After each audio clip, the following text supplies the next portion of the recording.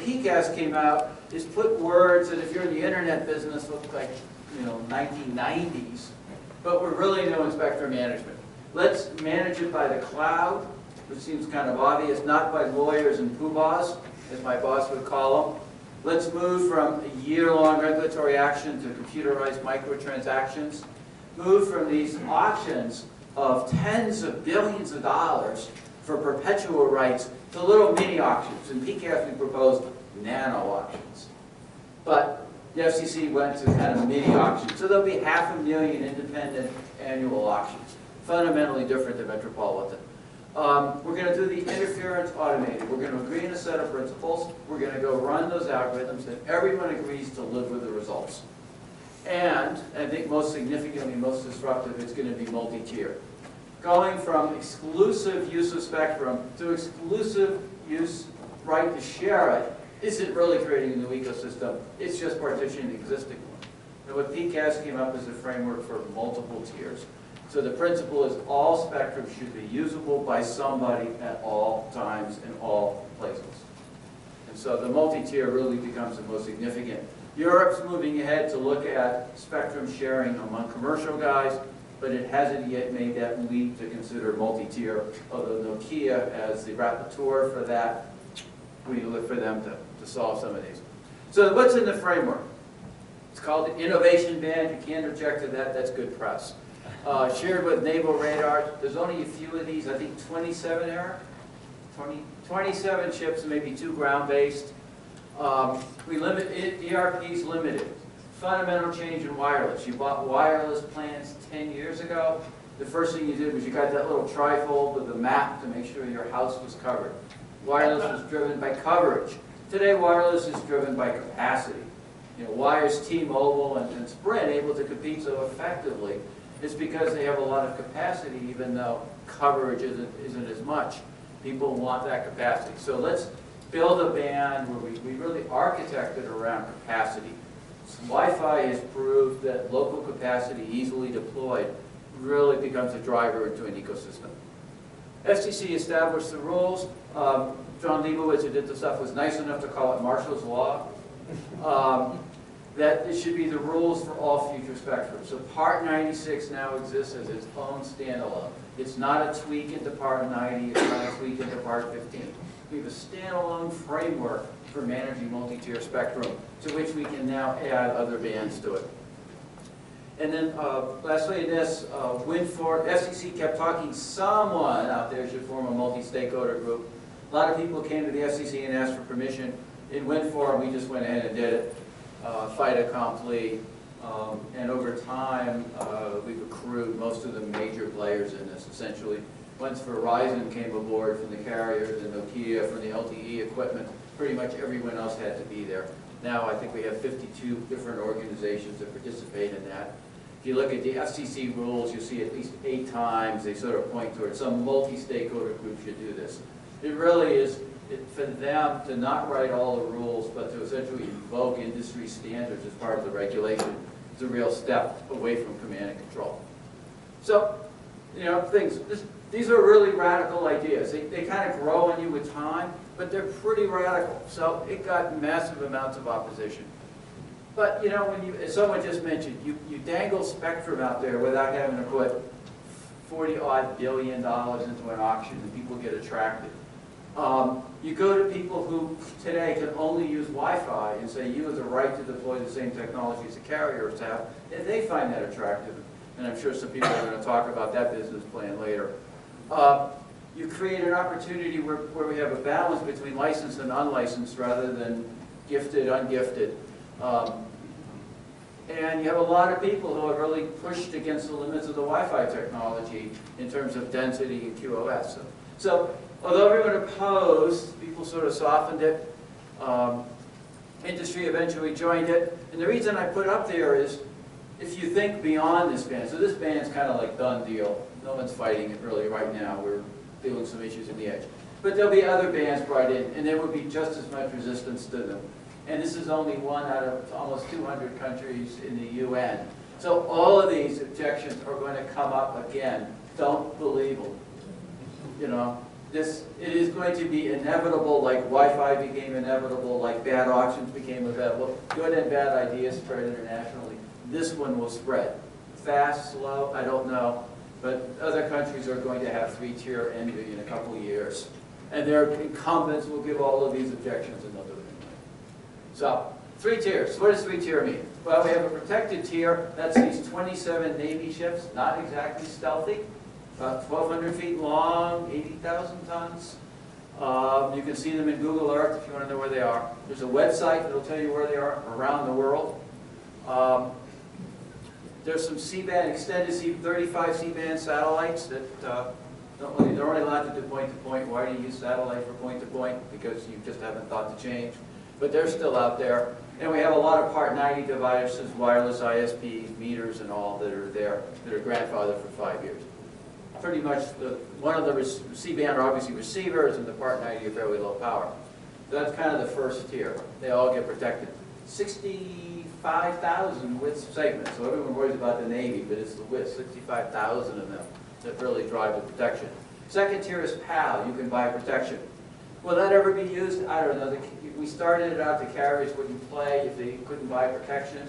Now carriers look and say, I got a shot at 150 megahertz, or I can pay lots of money and get 10. So maybe the PAL in most places doesn't look like the world's best deal, but it's there because ultimately if you want to be assured you won't be interfered with, we have that right. And then GAA, you can do whatever you want if you don't interfere with the other two guys.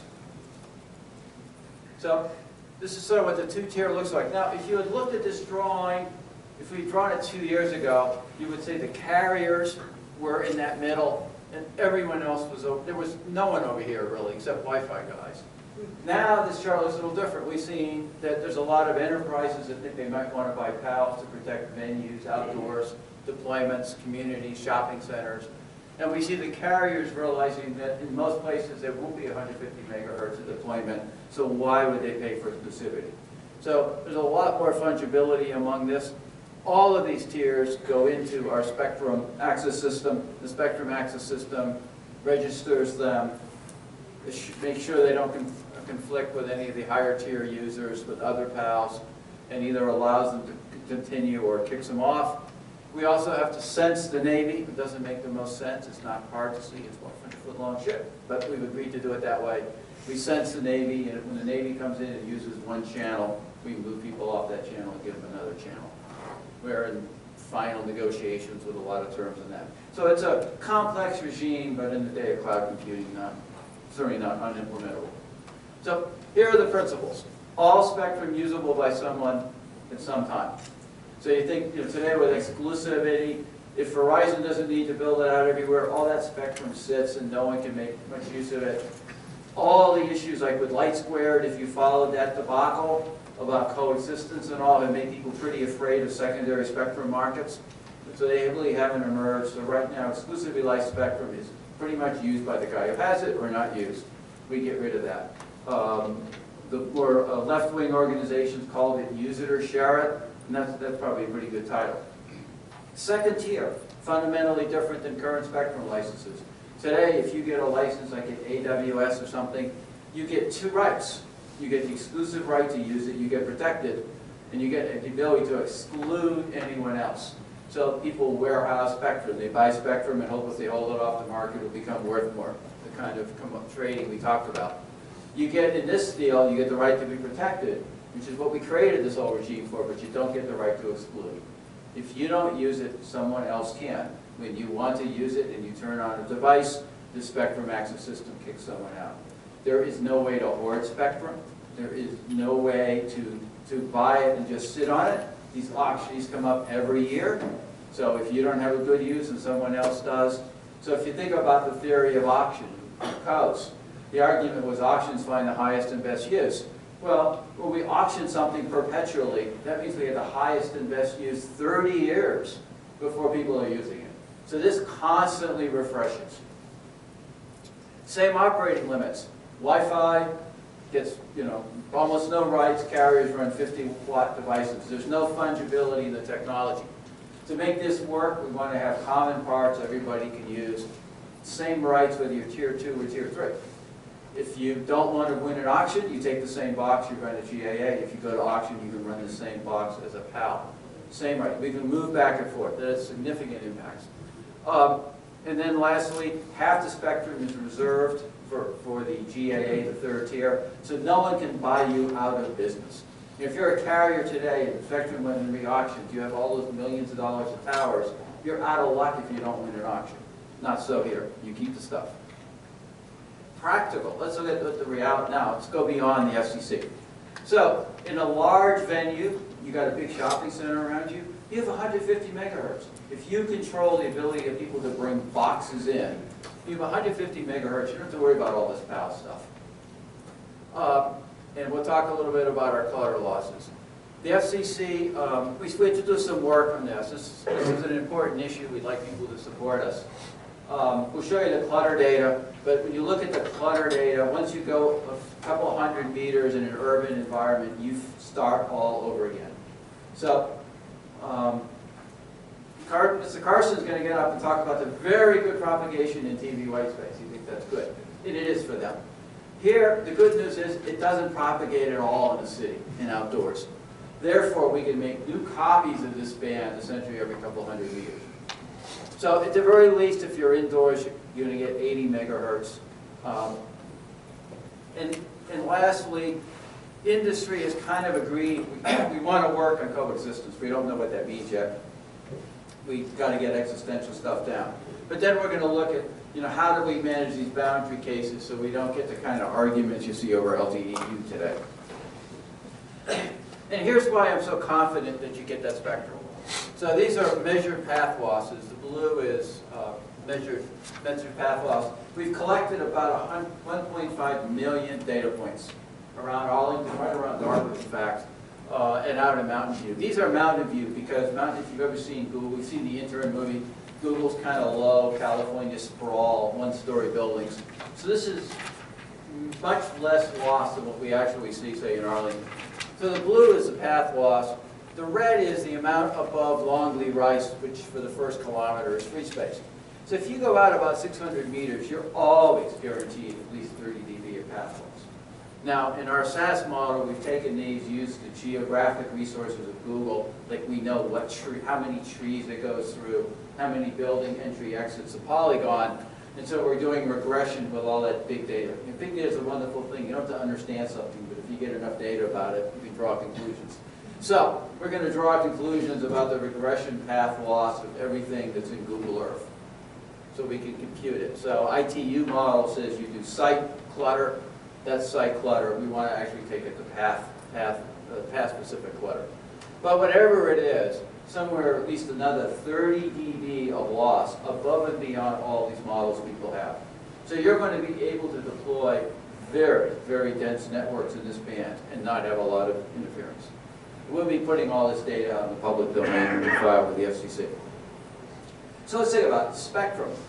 Everyone thinks you want to do wireless, you go buy Spectrum. We changed that. It's now an economic decision. The same device can be either. It's not like if you're unlicensed, you do Wi-Fi. If you're licensed, you do LTE. Same device does both. You have the exact same rights. Power, EIRP, antenna.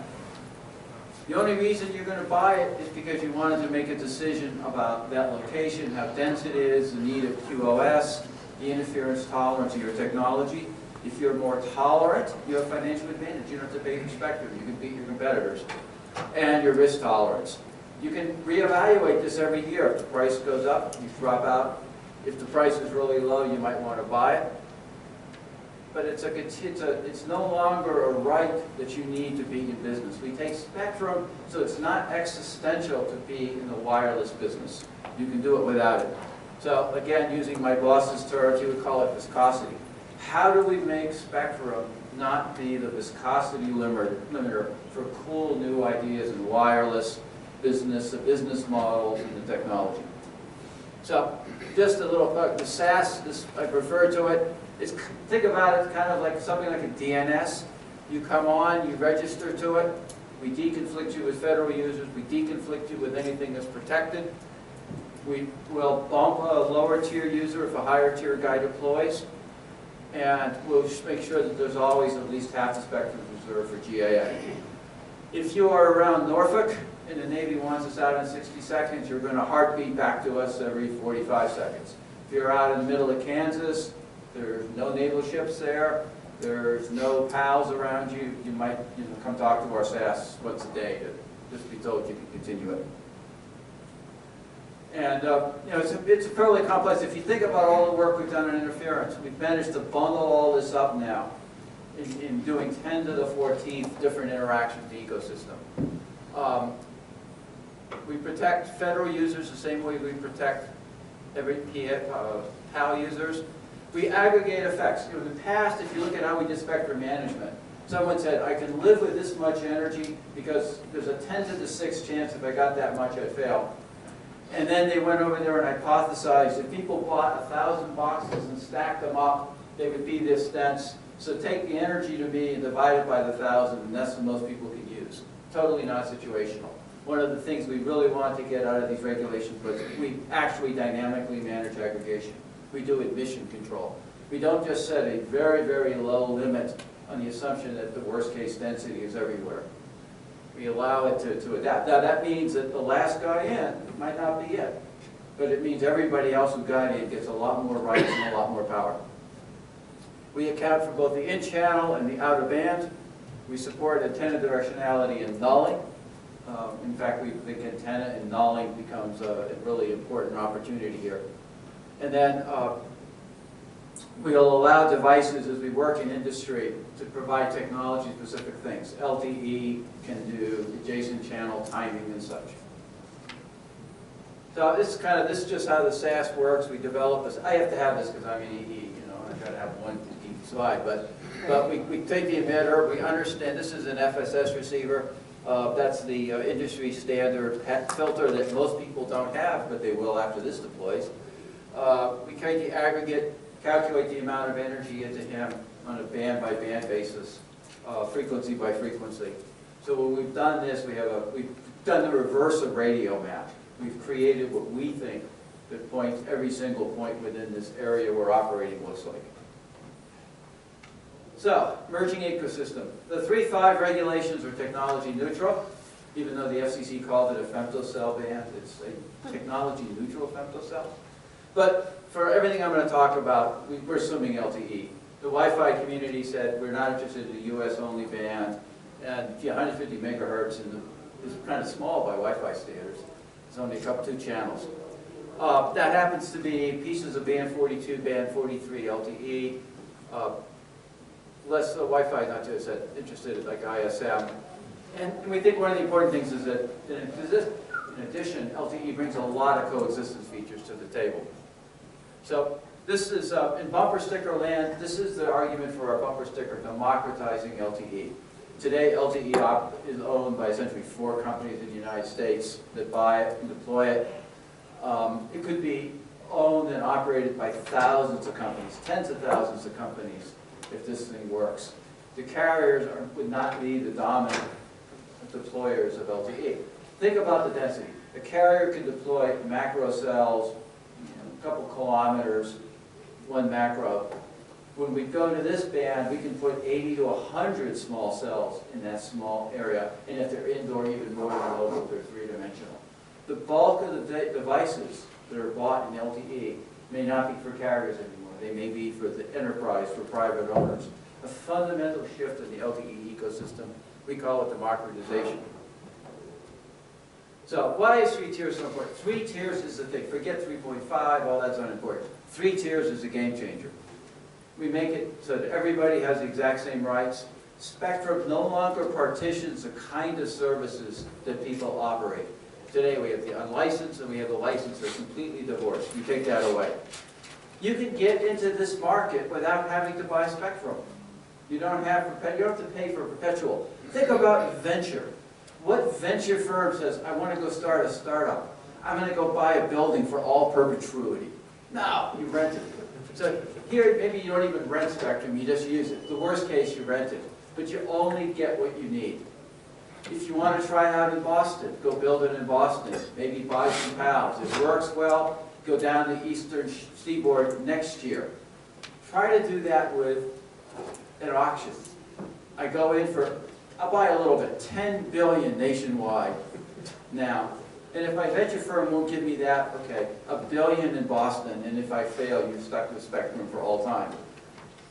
And now, it takes me 8 years on an average to move into Spectrum from the time it's identified to the time the auction's held and someone gets in.